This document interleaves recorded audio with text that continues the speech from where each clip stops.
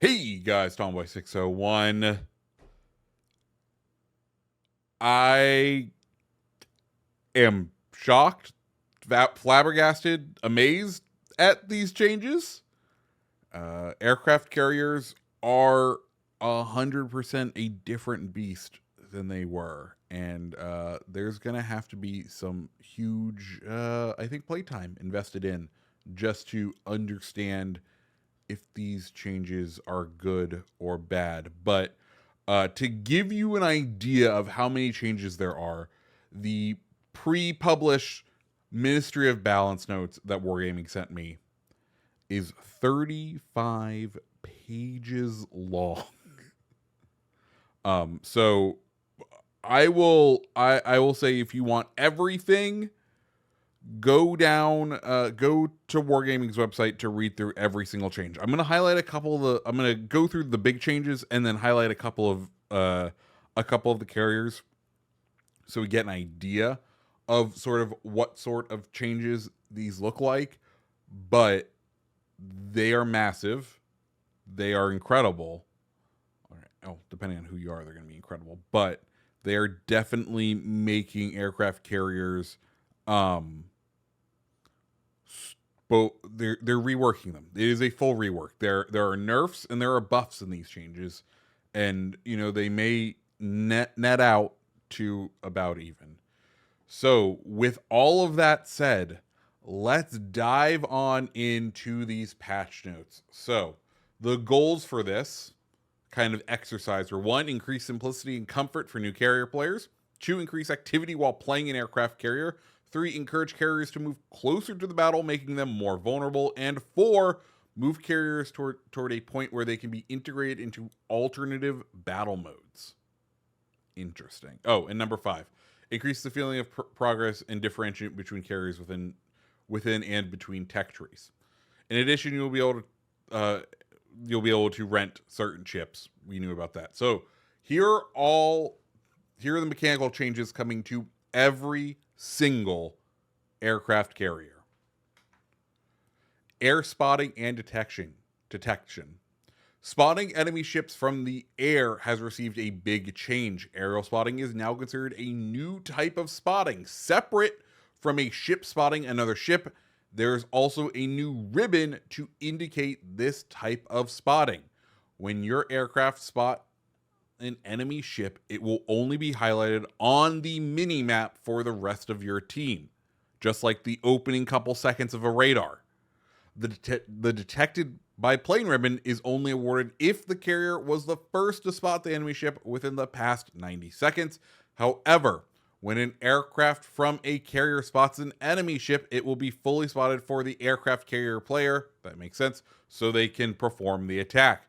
Notably, catapult fighters and spotters, now being renamed to observation seaplanes to fit the more gunnery focused role from surface ships, are also impacted and no longer spot ships. In addition, all aircraft no longer spot torpedoes. Carrier aircraft and fighters can spot enemy aircraft normally. However, enemy aircraft cannot be spotted by observation seaplanes and airstrike planes. Interesting. Very, very interesting. So this is one of those things where, now, at least with this, the destroyer is no longer hard countered by the aircraft carrier, right? It is no longer going to be spotted for everyone to shoot at. Yes, you'll have an idea of where the enemy aircraft or where the enemy destroyer is if an aircraft finds it, but they're no longer hard countered. It is no longer the end of the world if you are spotted by an aircraft carrier in like your destroyer. Pretty great. Good job for those destroyer players. Hangar size and regeneration. Aircraft carriers now have larger aircraft hangars and reduced restoration time, which is now based on the time it takes to restore a full squadron.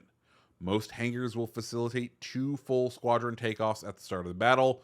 The aim is to reduce the necessity of the pre-drop tactic, using 1 or 2 attacks of a squadron to reduce losses before reaching the combat zone. This tactic is not very intuitive or fun, or a fun way to use the squadrons, but you may still find this tactic effective when going up against with particularly heavy AA defenses.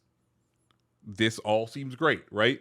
Pre-dropping is annoying. It also reduces the amount of damage that you are perceivably able to bring into the combat zone, and you're no longer healing back one plane at a time, right?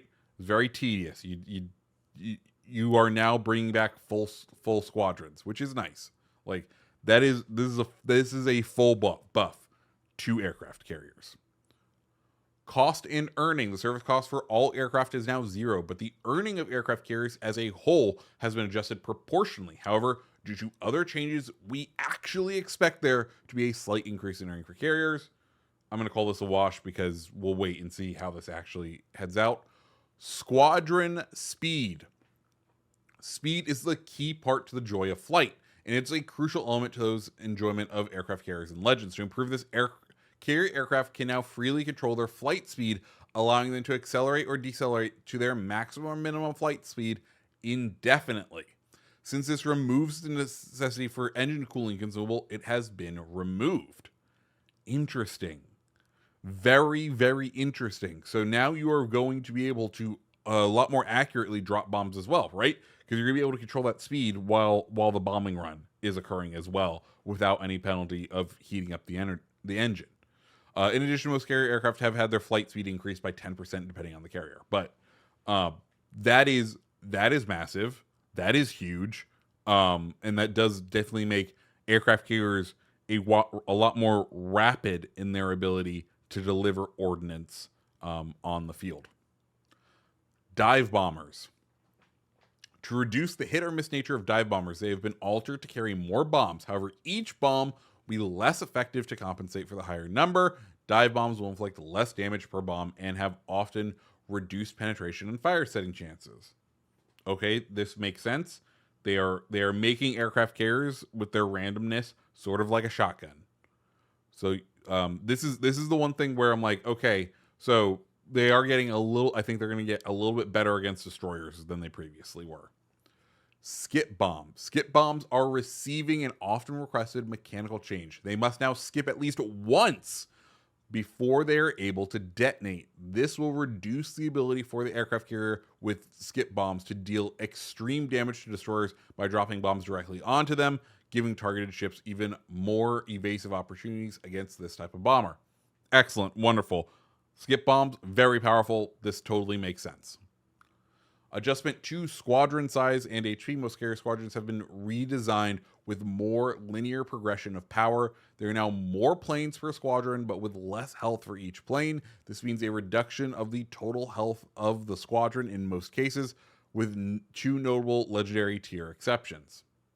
Okay, that also helps build that power curve. Flight time limit. Fuel. The final overall change to aircraft carrier gameplay is the implementation of a fuel limit for aircraft squadrons. Carrier aircraft now have a limit on how far they can fly, limiting their attack range and flight time. This primarily impacts the ability to strike at the start of a battle. However, above targets like destroyers, or hover above targets like destroyers. It will also encourage them to get close to the fight in some situations. Very, very interesting. I'm wondering how this is going to work.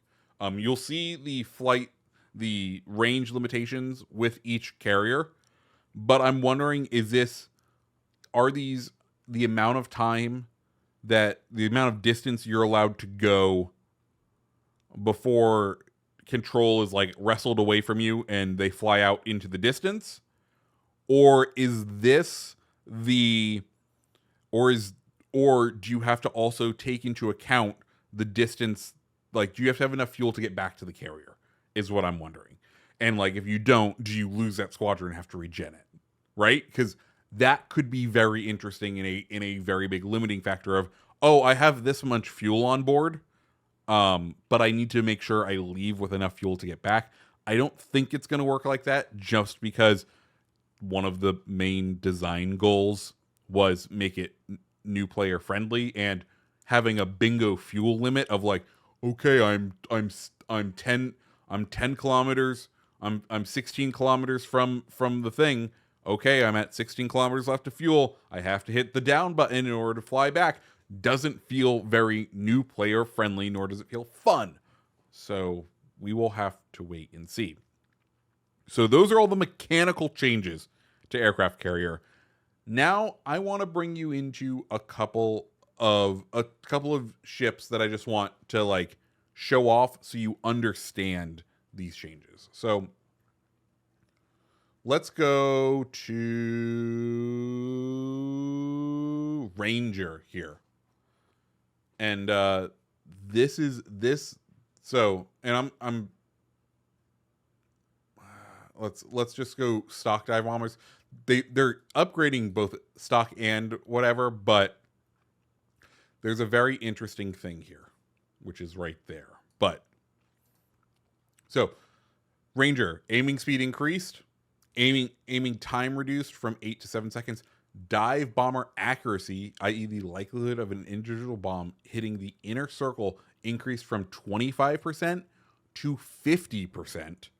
Bombs per aircraft going from 1 to 3, number of aircraft in the squadron 6 to 8, maximum HP going from 2,500 to 1,700, base speed going from 97 to 128 knots, maximum flight range set to 33 kilometers. Now share the same bombs as upgraded dive bombers. Maximum hangars is going to be 16, starting hangar aircraft going to 12, and aircraft restoration time going to 26 seconds. I think the big thing here is the Americans are getting more accurate dive bombers, which is a fun differentiator, right? Because the Japanese already had strong torpedo bombers. Now the Americans are getting accurate dive bombers as like their line's quirk to their vessels, which is pretty cool. I do also have to call out that a certain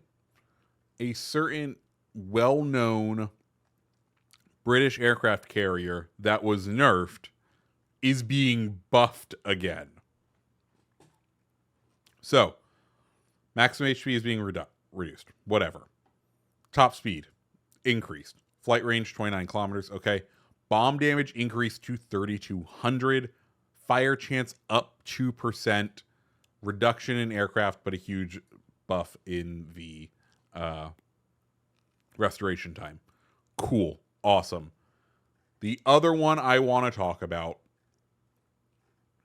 is we may have a legend on our hands, because Graf Zeppelin getting a 75% likelihood to hit the inner circle. And if you remember, it has the circular thing. I think Graf Zeppelin is going to become a nasty ship, and I am excited to try it. And it might become an actual crazy aircraft carrier. Give me a second while I get some water.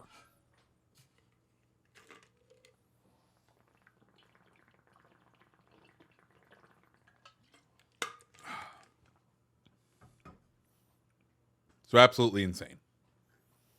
Like I said, this is a very long document. These are the big changes. I guess we should also cover the changes that have come to our friends at Warhammer. Arthas the Cold, one of the most popular inspirations for the all damage build, is getting a buff. Instead of a 65% reduction in uptime for the fighter plane, it is now down to 35%. So battleships, you will easily now be able to get in multiple salvos with your giant damage buff. Okay, Wargaming. Ragnarok and Ignis Prino are getting some changes. Ignis Prino seems to be now being built around HE damage, while Ragnarok seems to be being built around AP damage. Okay, differentiate them like that, if you will. Justinian Lions, the other Warhammer commander, increasing the damage while repair party is active from 5% to 8%.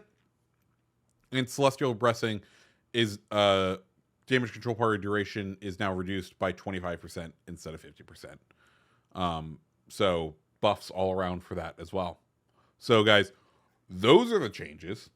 It's already been 15 minutes. I don't want to take up any more of your time, but aircraft carriers, huge changes. Who knows if this will be good or bad? I think this will definitely make aircraft carriers a lot more fun to play, which they have not been fun to play. Which, you know, maybe that means we will see more of them. They'll increase the likelihood of needing AA builds. You know, this is a meta shift. This is the game changing. So be ready for Monday. I'll be around. Don't know if I'll be streaming yet, but I will be here, so you can expect content from me. Guys, if you like videos like this, hit the like button, hit the subscribe button, and I hope you have a fantastic rest of your day. See ya.